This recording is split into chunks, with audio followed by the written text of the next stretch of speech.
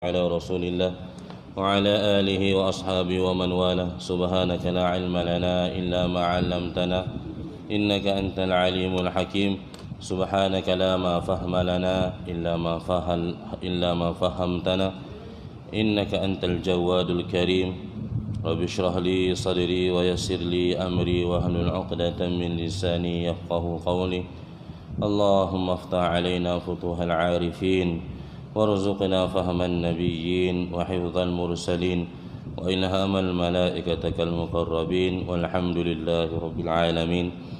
Alhamdulillah, pertama dan selamanya kita panjatkan syukuran kita kepada Allah Subhanahu wa taala yang telah memanjangkan umur kita, memberi kita ruang dan peluang untuk membina kehidupan akhirat kita.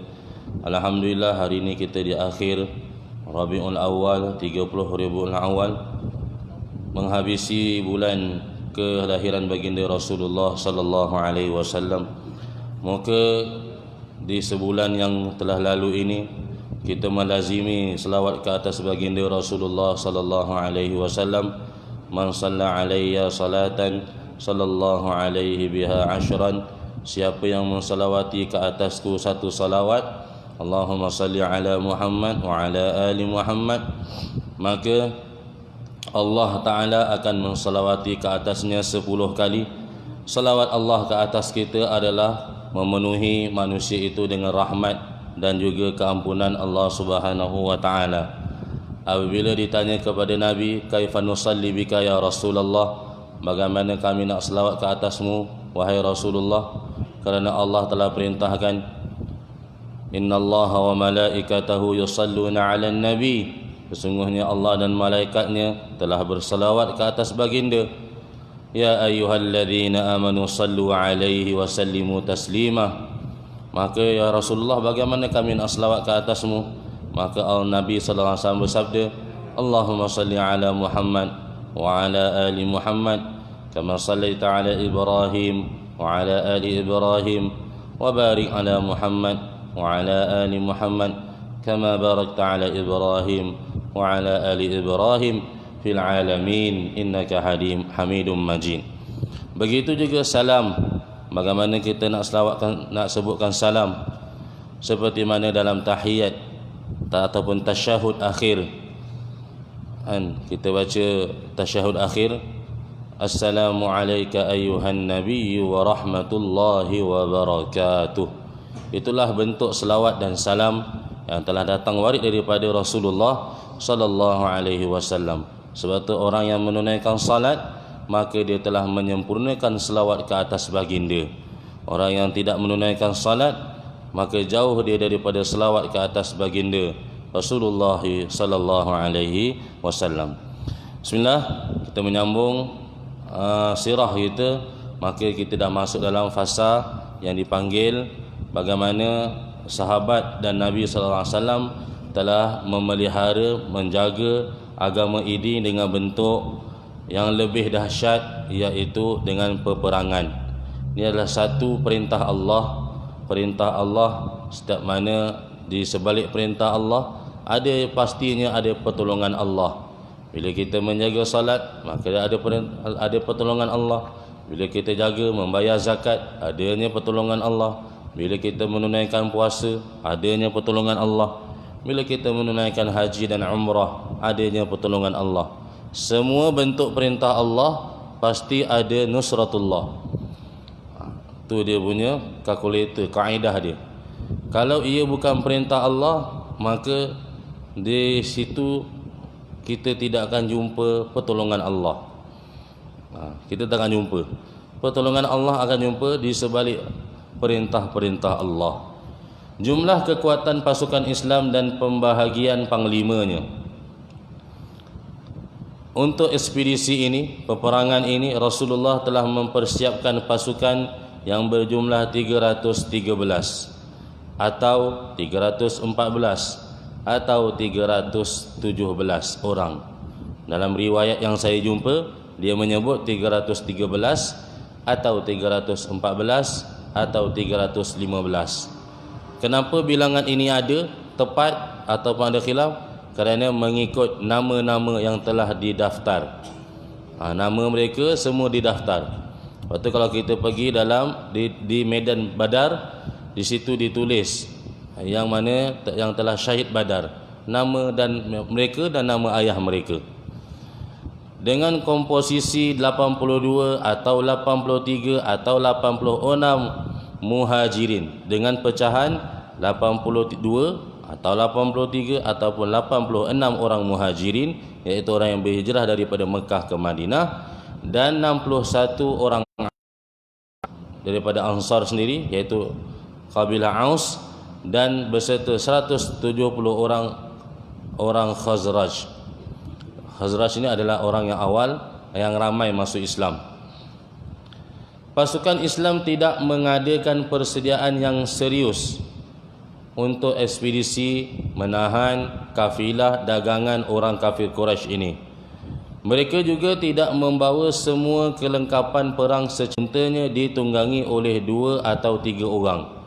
Kalau 7 kali 70 kali 2 14, 140 orang lah lebih kurang yang naik itu kalau 2 orang.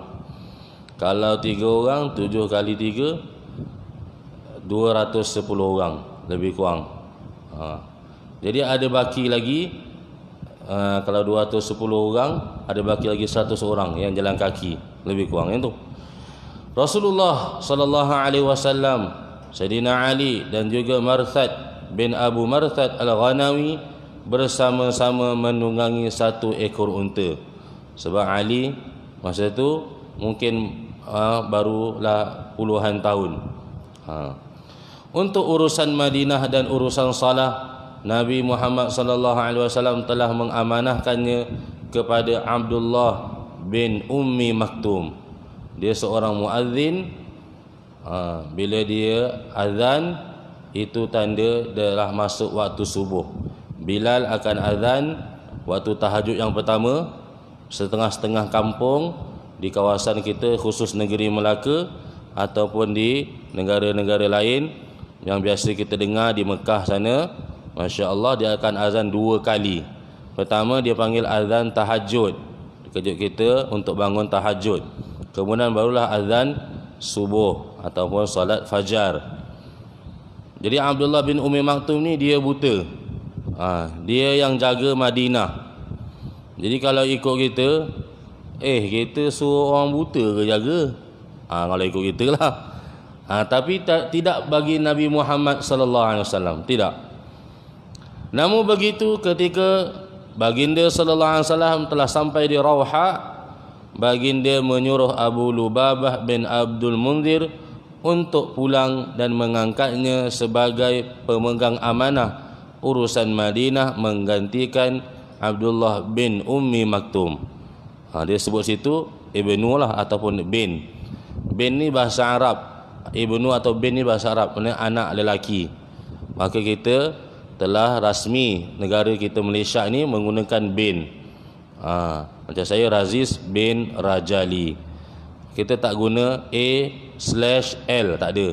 A/P. Kan? Itu untuk orang yang non muslim. Tapi kita gunakan dengan bahasa Arab.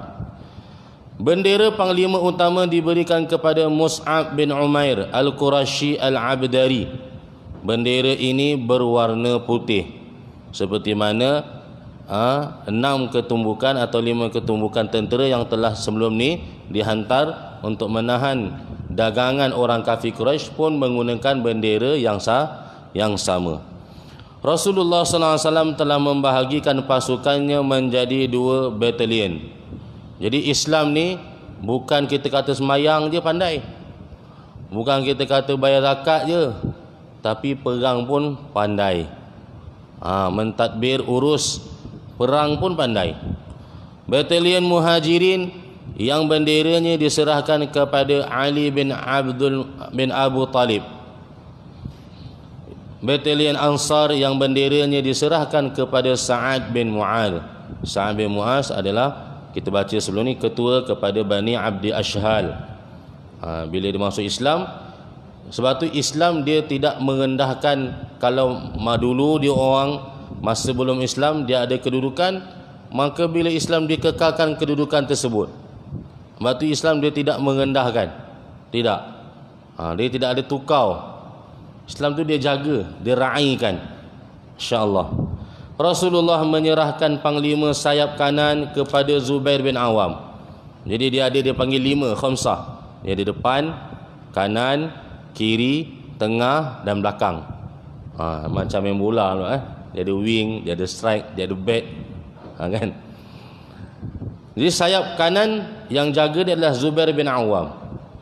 Sedangkan panglima sayap kiri diserahkan kepada Miqdad bin Amru. Yang tadi itu Miqdad bin Amru. Dia ada dua, Miqdad bin Amru dan juga Miqdad bin Aswad Al-Kindi. Ada dua. Ini kerana hanya mereka berdua lah yang menaiki kuda dalam pasukan. Tapi ikut tadi itu Miqdad tu. Dia Miqdad bin Amru bin Aswad Al-Kindi. Nama dia panjang. Pasal tadi tu milik dia kan. Pertama Zubair bin Awam, yang kedua Miqdad bin Amr bin Aswad Al-Kindi. Nama panjang dia. Tapi tu tadi yang atas tu dia pendekkan. Boleh tengok balik.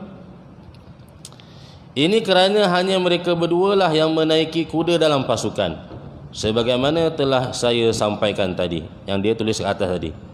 Cuma nama tu dia kadang-kadang jadi pendek dan dia pandang bin tu. Panglima barisan belakang, saya cakap tadi kan, dia ada kanan, kiri, belakang. Panglima barisan belakang diserahkan kepada Qais bin Abdul Sa'sa'ah.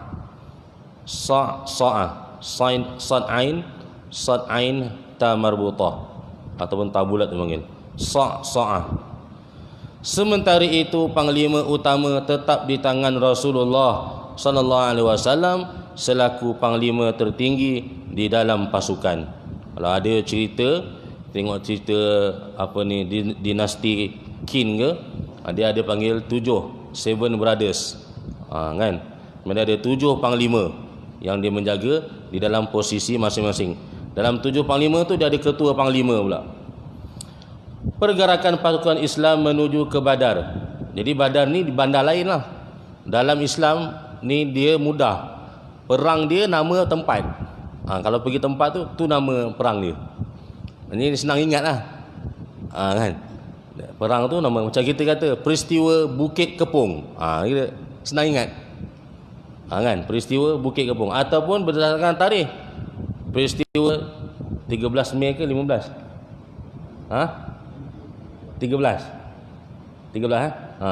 Mei. Jadi sama ada tarikh atau tempat. Maka benda tu dia senang ingat. Begitu dalam Islam punya ni, tempat itu dinamakan di Badar, mana peristiwa peperangan Badar. Mana perangan yang berlaku di Badar. Rasulullah telah mengerahkan pasukannya tanpa persiapan. Baginda keluar dari lembah Madinah. Madinah dia ada a'la, ada asfal, ada adna, ada a'la. Bagian atas, bagian bawah. Melalui laluan utama yang mengarah ke Mekah sehingga sampai ke Telaga Rawha. Jadi kalau kita ambil, biasa kita add on lah, tambah lain, kita minta mutawif kita bawa. Sekarang ni Telaga Rawha ni dia kepung. Dia tutup, dia ada buat pembinaan. Dia tepi highway je Telaga Rawha ni. Kita akan turun. Dulu situ dia ada RNR, tapi RNR itu macam tak hidup, sebab Telaga Rawha ni orang tak tahu. Jadi kalau saya pergi, saya memang bawa saya punya jemaah lah. Kita sewakan Starrec ataupun coaster yang boleh muat 24 orang tu. Kita akan pergi ke Badar. Dalam pertengahan jalan tu, kita dah bawa siap-siap nasi Arab kambing atau nasi Arab ayam, makan dekat Telaga Rawha. Bawa feeling makan dekat padang pasir. Dia sampai Telaga Rawha. Di situ ketika baginda kembali meneruskan perjalanan dari sana, baginda meninggalkan laluan Mekah yang ada di kiri dengan berbelok ke arah kanan melalui Naziyah dengan maksud hendak menuju ke Badar. Jadi dia ada 2 jalan. Baginda melalui salah satu wilayah di Naziyah hingga berhenti di sebuah lembah yang disebut-sebut orang dengan nama Ruhqan, yang terletak di antara Naziyah dan laluan sempit Safra. Tempat-tempat ni kalau ada tempat yang Nabi singgah, dia letakkan masjid. Dia masjid dia tu macam kita surau je lah, tapi dia tulis itu masjid. Kan? Masjid tiba-tiba kita jalan je nak pergi Badar tu, tiba-tiba je ada masjid. Dia tiba-tiba, dia tak ada penempatan, tapi tiba-tiba dia ada masjid. Maksudnya jadi tempat tu biasa pemandu atau sayak ni dia akan bagi tahulah driver tu. Seterusnya baginda berjalan melalui laluan sempit tersebut dan terus berjalan hingga mendekati Safra. Dari situ baginda mengutus Basais bin Amru al-Juhni dan Adi bin Abu Zaghba al-Juhni, dua-dua ni keturunan yang sama, menuju Badar untuk mendapatkan maklumat tentang kafilah Quraisy. Dia orang akan tengok bekas-bekas kurma. Dia akan tengok ni kurma mana ni. Kan makan dia akan buang kurma. Jadi bekas-bekas jalan ni nanti ada kurma, dia tengok ni kurma mana. Kalau ni kurma Mekah, dia boleh cam. Tengok biji je. Tengok biji. Macam kita orang jual durian lah kan dia. Ni masak. Ni tak masak. Dia pandai lah dia buat. Dia boleh tengok, boleh tahu. Penyampai peringatan di Mekah, sedangkan di pihak kafilah Quraisy, Abu Sufyan bin Harb yang bertanggungjawab di dalamnya sangat berhati-hati. Dia telah tahu bahawa laluan Mekah penuh dengan bahaya. Daripada Mekah nak ke Syam ni, lalu Madinah ni dah. Dia mencari-cari maklumat dan bertanya pada setiap pengembara yang dijumpainya. Tidak perlu menunggu lama, penyiasatnya melaporkan bahawa Nabi Muhammad telah mengerahkan para sahabat untuk menyerang kafilah. Jadi satu pihak Nabi pun hantar untuk tengok, intip kafilah ni nanti sampai mana, dah sampai mana.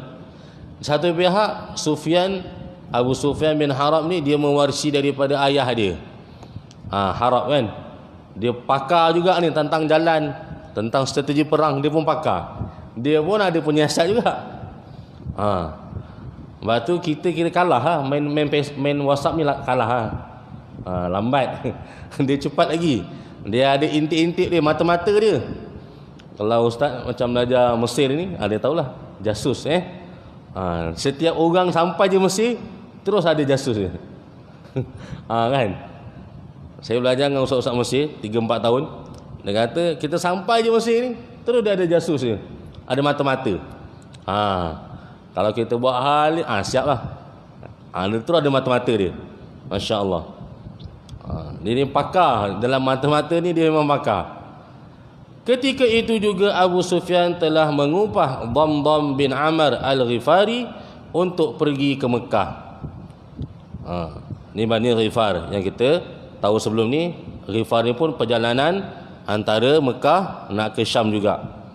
Tugasnya adalah untuk meminta bantuan pihak Quraisy untuk mengirim beberapa orang pembantu untuk melindungi kafilah tersebut dari Nabi Muhammad dan para sahabatnya. Sebab nanti nak jalan ni daripada Syam ke Mekah, takut tak sampai.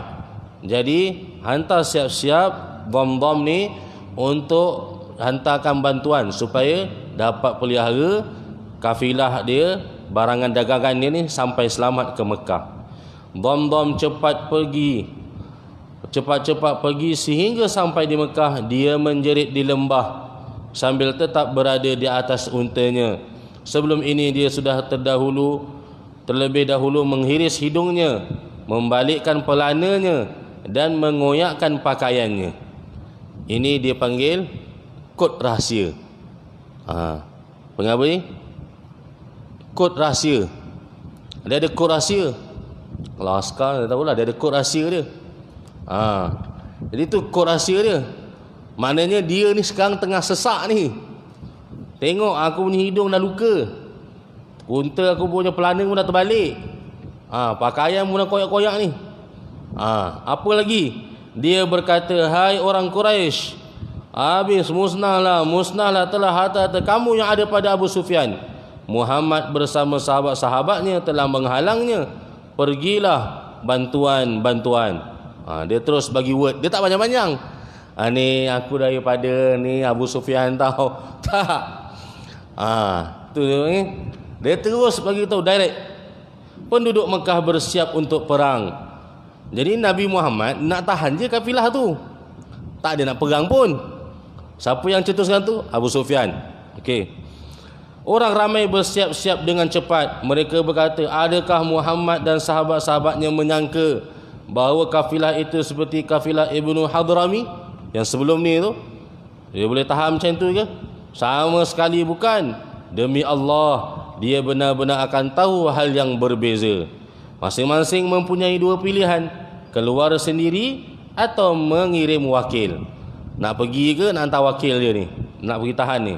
Mereka semua memilih untuk keluar, sehingga tidak ada seorang pun pemimpin mereka yang tinggal kecuali Abu Lahab. Dia mewakilkan kepada seseorang yang selalu mentaatinya. Jadi Abu Jahal pergi, Abu Lahab tinggal. Mereka juga mengerahkan kabilah-kabilah Arab yang ada di sekitar mereka, sehinggalah tidak ada satu suku Quraisy pun yang tertinggal kecuali Bani Adi, yang seorang pun daripadanya tidak keluar. Bani Adi ni semua tak keluar. Bani Adi ni siapa punya Bani tu? Umar. Orang Adi. Mungkin ada sebab. Kekuatan pasukan Mekah. Pada awal perjalanan, kekuatan pasukan Mekah adalah kira-kira 1,300 orang askar. Pasukan ini membawa 100 ekor kuda. Daripada 1,300, 100 ekor kuda, 600 baju besi, serta banyak unta yang tidak diketahui jumlahnya secara pasti.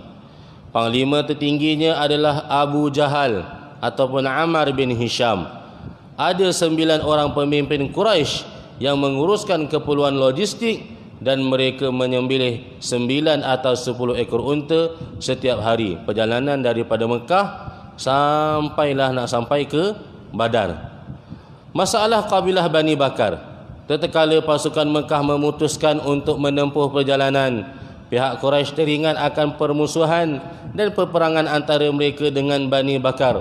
Oleh itu mereka takut jika kabilah-kabilah tersebut akan menyerang mereka dari belakang. Kang tengah perang-perang, Kang, tiba-tiba tikam kawan. Oleh itu maka mereka berada di antara dua api, nak serang orang Islam, dalam masa sama kawan makan kawan, tak boleh jadi. Dan keadaan ini nyaris-nyaris mengurung niat mereka untuk keluar. Kita tak payah pergi perang. Namun begitu, ketika itu iblis menampakkan diri kepada mereka dalam rupa Suraqah bin Malik bin Ju'shum al-Mudliji, seorang pembesar Bani Kinanah, yang lantas berkata kepada mereka, kali ketiga. Kali apa? Kali ketiga dah dia datang. Iblis kerja dia. Aku menjadi penjamin keselamatan kamu daripada kemungkinan, daripada kebarangkalian Kinanah menimpakan sesuatu yang tidak kamu sukai dari belakang. Tak apa, aku jamin. Diorang ni mesti okey punya. Pasukan Mekah bergerak. Pada waktu itu mereka keluar dari wilayah mereka, seperti yang Allah katakan, bataraw wa ria'an nasi wa yasudduna an sabilillah, dengan angkuhnya dan mempamerkan kekuatan. Ria'an nas tu maknanya riak. Ria'an nas. Ria'an nas, mempamerkan kekuatan, memperlihatkan kepada manusia, an-nas, di hadapan manusia, wa yasudduna an sabilillah, dan mereka mula ataupun mahu keluar itu semata-mata untuk menghalangi manusia dari jalan Allah. Mereka bergerak maju seperti mana yang telah dikatakan oleh Rasulullah. Mereka keluar dengan kemarahan dan peralatan perang. Mereka memusuhi Allah dan Rasulnya. Mereka berangkat dengan kemarahan. Mereka rasa mereka mampu. Mereka berangkat dengan kemarahan terhadap Rasulullah, dengan kata lain kebencian, kedengkian dan sahabat-sahabat Rasulullah, disebabkan keberanian baginda menghalang kafilah-kafilah mereka. Mereka bergerak dengan sangat cepat ke arah utara menuju ke Badar. Dalam perjalanan mereka melalui lembah Usfan, Kudaid, kemudian Juhfah. Di sanalah mereka menerima surat terbaru daripada Abu Sufyan yang berisi surat tersebut. Sesungguhnya kamu keluar hanya untuk melindungi kafilah kamu, orang kamu dan harta kamu. Jadi Abu Sufyan dah bagi tahu dah ni. Information dia adalah untuk halang saja. Allah telah menyelamatkannya, maka sekarang pulanglah kamu. Sekarang dah settle, dah terlepas. Sekarang boleh balik. Tapi siapa ketua tadi? Abu Jahal. Abu Jahal ni punya kepala dia, boleh tengok dia punya degil dia. Berdasarkan kata-kata Abu Sufyan, dia berjalan melalui laluan utama dengan berjaga-jaga dan berwaspada, sambil terus melipat gandakan usaha siasatannya. Siasatan untuk jalan ni mana clear. Macam kita lah ni nak rentas daerah ni. Kan, info mana ada Roblox. Kan, info setakat ni Jasin clear, kita rekam. Kan, Tehil clear, Gapam clear, ada depan. Tengok. Jadi dia dalam usaha tengah nak jalan dah selamat ni, masih lagi buat risikan.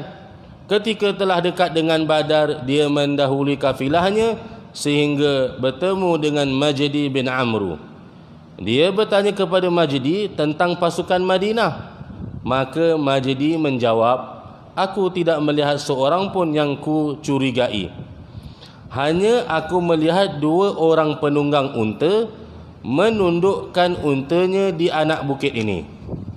Setelah mengisikan air ke dalam kantong mereka, mereka terus pergi. Sebab kawasan Badar ni dia banyak telaga. Kawasan Badar ni dia banyak telaga. Kalau kita masuk Badar ni dia macam aman sikit lah, tenang kan. Tak macam Mekah dan Madinah. Abu Sufyan terus bergerak menuju tempat 2 orang itu berada. Yang dikata ada 2 yang bawa, yang pimpin, tuntun unta tu. Setibanya di sana, dia mengambil tinja unta tunggangan mereka, dihancurkan tinja itu dan ternyata ada bijian yang masih baru. Dia tengok tahi tu kan, najis tu, dia pun tengok, kikis tengok ada biji. Dia kata, demi Allah, ini ternakan daripada Yasrib, iaitu Madinah. Ini orang Madinah ni, dah sampai Badar ni. Abu Sufyan kembali ke kafilahnya dengan cepat. Dialihkan perjalanan kafilahnya menuju ke pesisir di sebahagian barat. Dia tinggalkan laluan utama yang dilaluinya menuju Badar tadi dan bergerak ke kiri. Dengan ini dia bersama kafilahnya terlepas daripada tangkapan pasukan Madinah. Kemudian dia mengirimkan suratnya kepada pasukan Mekah di Juhfah. Yang tadi tu dah sampai Juhfah. Juhfah inilah yang Nabi doa untuk memindahkan kesakitan, apa-apa sakit. Ataupun sebelum ini Madinah Yasrib terkenal dengan tempat berkumpulnya penyakit. Baginda doa pada Allah untuk pindahkan sakit itu ke Juhfah. Perpecahan pasukan Mekah. Tatkala menerima surat tersebut, pasukan Mekah mahu pulang. Dah settle lah ni, dah dapat, dah tahu. Kira Abu Sufyan dah dapat cam ni, jalan ni ada. Tukar jalan. Namun begitu si zalim Quraisy yang bernama Abu Jahal dapat lagi gelaran, kan, si zalim Quraisy, berdiri dengan sombong lalu berkata, demi Allah, kita tidak akan pulang hingga kita sampai di Badar.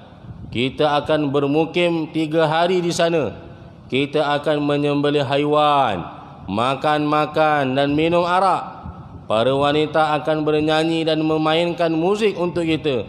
Bangsa Arab akan mendengar tentang kita, tentang perjalanan dan pasukan kita, sehingga mereka akan takut kepada kita untuk selama-lamanya. Maknanya ini kali kita hentak betul-betul. Biar lepas ni tak ada dah peperangan. Setelah mendengar pernyataan Abu Jahal, Akhnas bin Syarik masih mengajak mereka pulang, tetapi pasukan Mekah tidak memperdulikannya. Akhnas pulang bersama Bani Zuhrah. Akhnas adalah sekutu Bani Zuhrah. Dia ada buat perjanjian dengan Bani Zuhrah, apa-apa pun engkau akan bantu aku akan bantu engkau. Dalam perjalanan ini dia menjadi pemimpin mereka. Oleh itu tidak ada seorang pun daripada Bani Zuhrah yang menyaksikan yang terlibat dalam peristiwa Badar. Jumlah mereka sekitar 300 orang. Tadi datang 1,300.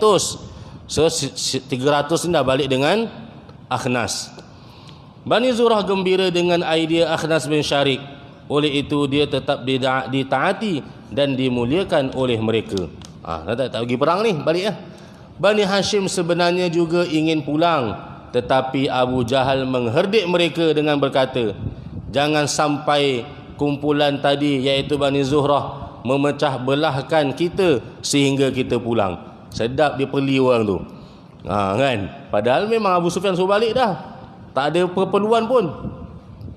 Pasukan Mekah tetap berjalan menuju Badar dengan kekuatan 1,000 orang askar. Setelah pulangnya Bani Zuhrah, pasukan ini meneruskan perjalanannya sehingga sampai berhampiran Badar, tepatnya di sebalik bukit pasir yang terletak di lereng Quswa yang bersepandan dengan lembah Badar. Sekarang ni dia bukit tu dia panggil Jabal Malaika. Memang kalau kita sampai Badar ni nampak je ada bukit kiri kanan depan belakang, macam kita pergi Cameron Highland Badar ni. Lepas tu kalau pergi umrah, kalau ada temu-tawi kita, siapa nak pergi Badar, pergi je. Kan? Jadi jemaah saya yang baru ni pergi, alhamdulillah lah. Sonoklah dah pergi. Yang tak pergi, ustaz nyesal tak boleh pergi. Covid. Setahun ni tak boleh pergi kan. Covid. Pasport paling tak laku 2020. Paling tak laku tu 2020. Tak boleh pergi. Kedudukan rahsia pasukan Islam. Penyiasat pasukan Madinah yang masih berada di jalan lembah Dafiran telah melaporkan kepada Rasulullah maklumat tentang kafilah Quraisy dan pasukan Mekah. Setelah menganalisa maklumat-maklumat tersebut, Rasulullah yakin bahawa tidak ada ruang untuk menghindari pertemuan berdarah dan baginda perlu terus maju dengan penuh keberanian. Antara hal yang tidak diragukan adalah jika Rasulullah SAW membiarkan pasukan Mekah menjelajahi daerah tersebut, maka perkara itu akan mengukuhkan kedudukan ketenteraan Quraisy dan membantu mereka untuk memperluas kekuasaan politik. Di kawasan tu aman. Kalau dia masuk, dia akan takluk. Bila dia takluk, orang-orang situ kena ikut apa yang Abu Jahal cakap, apa yang orang Mekah cakap. Sebaliknya terhadap umat Islam, perkara itu akan melemahkan persatuan mereka dan menimbulkan rasa takut di hati mereka. Bahkan mungkin gerakan Islam masih mempunyai jasad selepas itu, tetapi tidak lagi memiliki roh. Sesiapa pun yang ada di tanah Arab yang di dalam hatinya terdetik rasa dengki dan benci terhadap Islam akan berani melakukan keburukan terhadap umat Islam. Dia kata ini umat boleh tindas. Kita tindas je. Jadi kalau kita tak selamatkan Badar ni, nanti orang Badar pun beranggap begitu. Kan? Orang Badar pun akan anggap macam tu juga. Selain itu, apakah ada jaminan bagi umat Islam bahawa pasukan Mekah akan menahan diri daripada usahanya meneruskan perjalanan hingga di Madinah? Apakah ada jaminan bahawa mereka tidak akan membawa pertempuran ke tembok-tembok Madinah dan tidak memerangi umat Islam di negerinya sendiri? Tidak.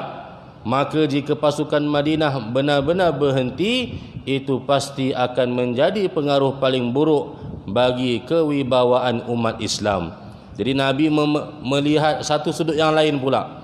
Walaupun kafilah dah terlepas, tapi orang Mekah dia masih lagi jalan lagi nak tuju ke Madinah. Mengadakan majlis mesyuarat tentera.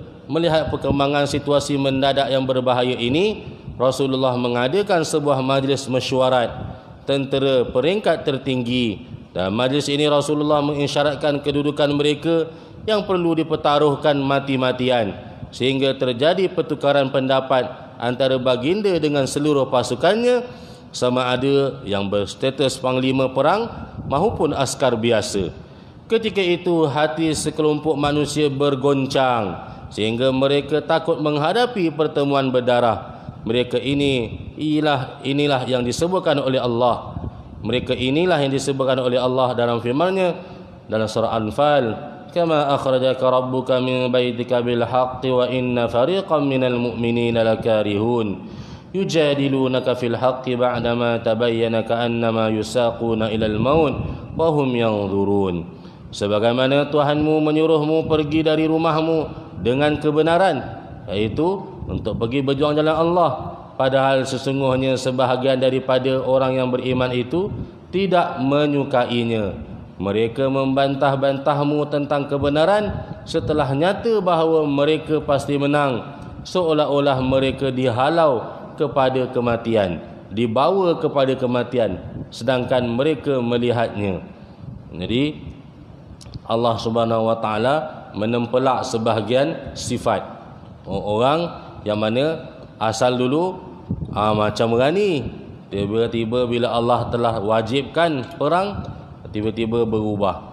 Lepas tu kita kena minta Allah Subhanahu wa taala kekalkan hati kita ini dalam mentaati Allah. Dalam riwayat dia ada dua, Allahumma musarrifal qulub sarrif qulubana ala dinik. Lepas tu ya muqallibal qulub. Lafaz tu lafaz hadis yang saya sebut ni. Allahumma musarrifal qulub. Ya Allah, engkaulah yang membolak-balikkan hati. Tsabbit qulubana ala dinik. Yang satu lagi, ya muqallibal qulub, wahai yang membolak-balikkan hati. Sarrif qulubana ala ta'atik. Engkau palingkanlah hati aku ini semata-mata untuk mentaati kamu sahaja. Waktu kita doa, Allahumma musarrifal qulub, dengan juga ya muqallibal qulub. Kalau dua-dua tu kita nak tukar ya muqallibal qulub pun tidak ada masalah. Ini cuma lafaz daripada hadis sebiji macam ni lafaznya, dengan makna tetapkan hati kita dalam agama Allah, tetapkan hati kita dalam mentaati segala perintah Allah. Wallahu taala alam. A'udzubillahi samii'il 'alim minasyaitonir rajim. Bismillahirrahmanirrahim. Allahumma salli wa sallim wa barik ala Muhammadin ummil hashimi wa ala alihi washabihi ajma'in. Allahumma musarrifal qulub sarrif qulubana ala dinik, ya muqallibal qulub tsabbit qulubana ala ta'atik. Sallallahu ala khairi khalqi Muhammadin wa ala alihi wa sahbihi wa baraka wa sallam. Walhamdulillahi rabbil alamin.